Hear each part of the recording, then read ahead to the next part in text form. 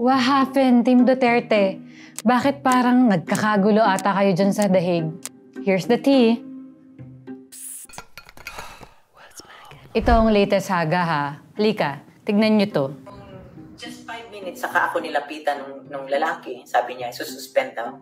And this is exactly what the PRD said. You cannot do that, sinabi niya. Tapos the following day, wala na akong visit.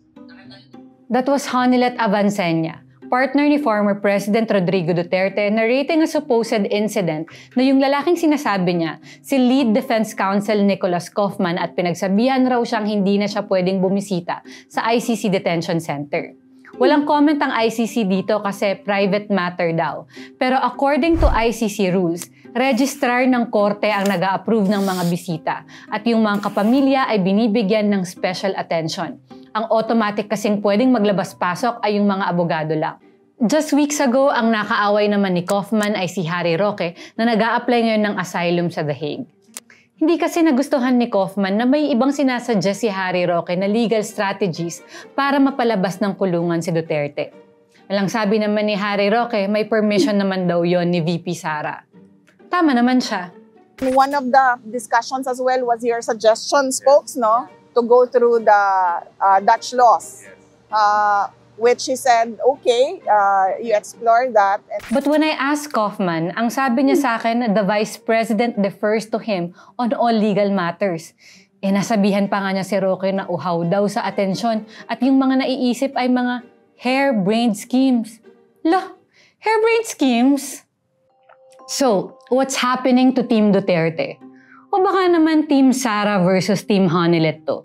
It's not a secret naman sa mga tao kahit yung mga nagko-cover lang sa pamilya na hindi naman chummy si VP Sara at saka si Honilet, whom the Vice President sometimes refers to as Shelito. Let's watch this back. Ito yung malapit ng mag-birthday si Duterte at nag-take turns sila sa pagbisita. Yes. Wala ako. Binigay ko lahat ng schedule kay Shelito at Veronica. Napag-usapan naman namin yun. Okay lang ma'am because wala man kaming problema. Kaming magkakapatid, wala man kaming problema. Yung mga nanay namin may problema. Sabi nga ni VP Sara, basta silang magkakapatid, okay daw. At ito ka na nga, nag-post ang bunsong si Kitty ng sibling picture nila habang nagkakagulo sa dahig sina Roque, Kaufman at Honilet. I know, juicy, right? Gulong-gulo na siguro ang ICC. Lagi na lang kasi silang tinatanong, nasa kulungan pa ba si Duterte? Totoo bang butot balat na siya?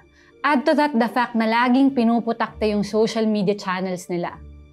This is a court that's trying to prosecute the leaders of Russia and Israel. Hindi ko naman sinasabing hindi tayo big deal compared to them. Actually, big deal tayo kasi bukod sa Pilipinas yung pinaka-aktibong kaso, kaso ni Duterte ang nasa agenda ng isang meeting na usap-usapan ngayon sa buong mundo. Nanghingi kasi si Kaufman kay ICC Prosecutor Karim Khan ng isang meeting para pag-usapan ng interim release ni Duterte.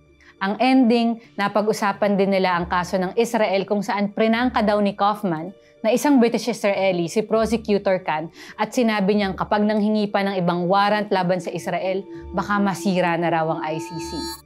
Notes of this meeting have been filed on record in the ICC. No comment pa rin si spokesperson. The stakes are so high. Kaya nga yung awayan ng Team Duterte is so inconsequential to what's really important, which is that did Duterte commit crimes against humanity? Masusurvive ba ng ICC yung iba nilang krisis para mabigyan ng hustisya ang lahat ng biktima? Sabi ni Kaufman, mabibilang mo lang daw sa daliri yung mga witness na kayang mag-incriminate kay Duterte. But the prosecution has submitted thousands of items to incriminate the former president. Boring ang ICC sa ating mga Pilipinong mahilig sa chismis. Walang grandstanding kasi sa kanila. Walang masyadong dada. Lahat diretso sa website, redacted kung sensitibo. But maybe we can also see this as a glimpse of what justice should look like. Straightforward. Kasi kapag nagpadala tayo sa ingay, ang talo yung mga biktima. Sila kasi yung tinatakot, sila yung sinisiraan, sila yung pinanghihinaan ng loob. Mga fake news, dito ako nawala ng pag-asa. So, Focus on the proceedings. Marami rin namang tsaa doon. Some of the tea you can find on the Rappler Communities app. Just join the Justice and Crime channel. And that's your Inside Track. I am Lian Buan and join us again next time for more tea.